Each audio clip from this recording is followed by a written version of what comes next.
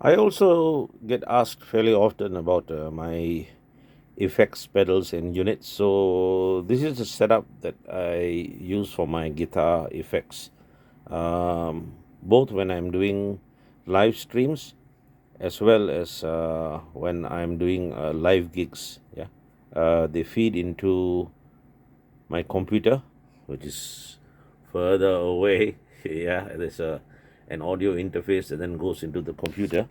And the link between my effects and the computer is this unit, which is a DI box. It's a preamp and a DI box made by this company called Radial. It's an excellent unit.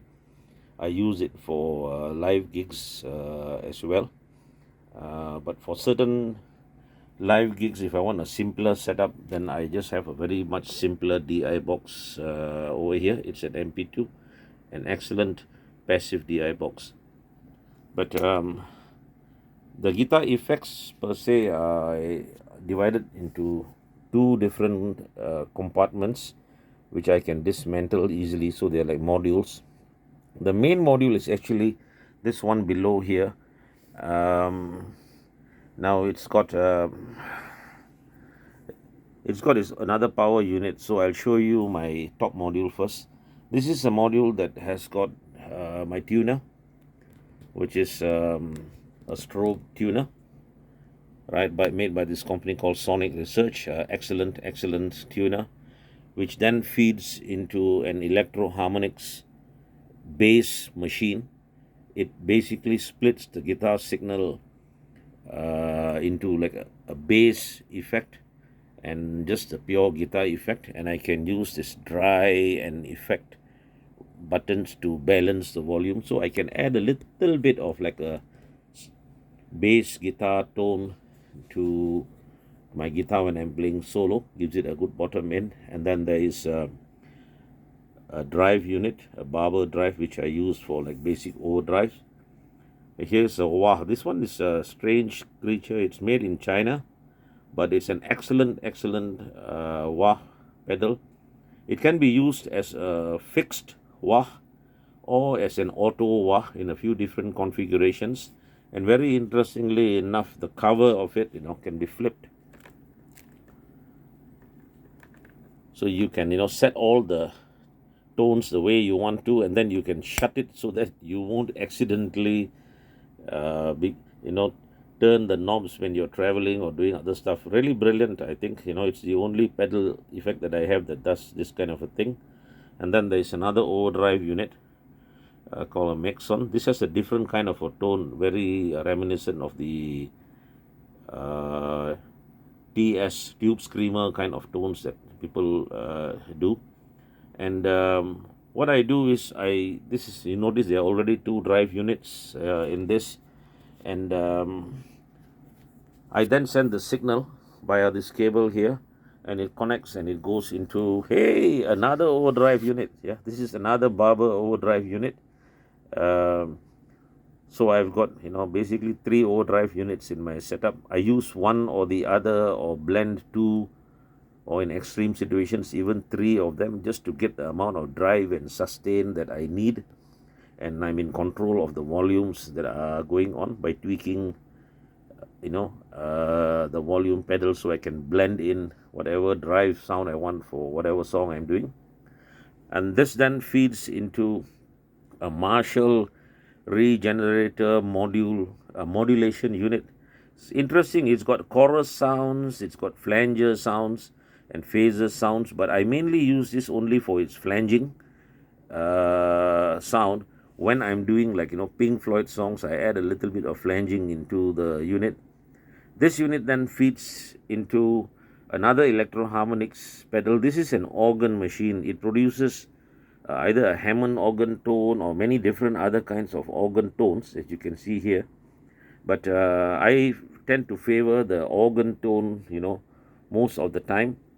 So you see, I've got this one setting here that I just love to use all the time, and so it works for me, and I can blend in the amount of organ that I want compared to the dry signal, which is just a pure guitar. So for some songs, I'll have like almost zero organ sound, but for other songs it will be more organ and less guitar, so one can vary the tone. I like using this for almost all of my songs with the organ in a gentle background format, so it almost seems like, I have a keyboardist playing an organ in the background, even when I am playing acoustic, delicate songs, yeah. And then combined with the bass machine, there's a bit of a gentle bass at the bottom, so that it almost sounds as if there is a bassist softly playing.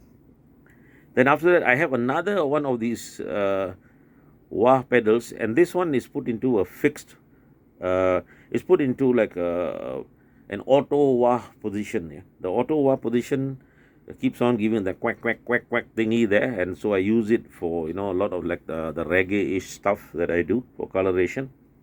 And this then feeds into this marvelous little reverb unit, which is like made by this guy Keeley, yeah.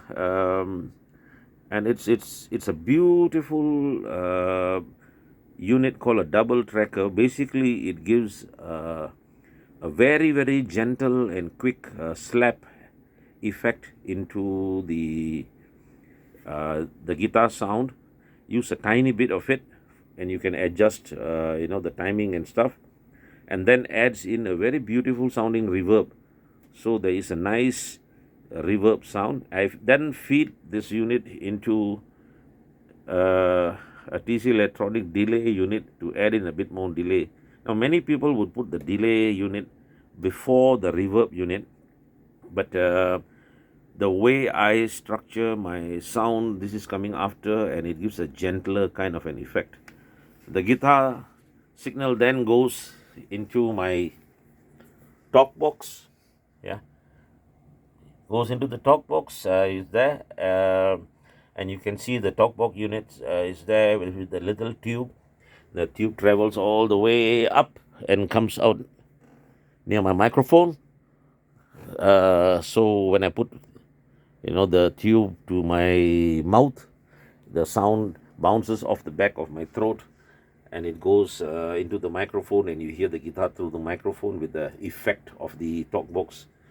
The signal then goes into this unit, which is a little vocal harmony generator. It's the Boss VE2 model.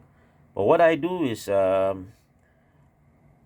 I feed the signal into this, because this unit then reads the guitar signal, and it sort of like tracks down the chords that I'm playing, and when I'm singing, it generates the harmony required, based on the chords that I'm playing. So the harmony tends to be in tune, so to speak, and the signal then travels into this, which is my looper unit. It's a TC Electronics unit with 2 channels in it, so I can lay down a loop for my rhythm, and I can use loop 2 to lay down the rhythm for the chorus of a song, and I can switch between the rhythms of either the verse or the chorus. So when I do these longer guitar solos, it helps me a lot. The signal then goes out into this preamp that I talked about very much earlier, and from the back end of the preamp is XLR output, so which basically sends a balanced XLR signal into my computer interface way over there. It's just beside the speaker, below a box that says WinStar, yeah. And then it goes into the computer, and the signal goes out, so to speak, yeah. So these are the effects chains. Now, just to clarify, I have 2 sound effect modules. One is above, containing a lot of the overdrive pedals, and one is below, containing the cleaner tones.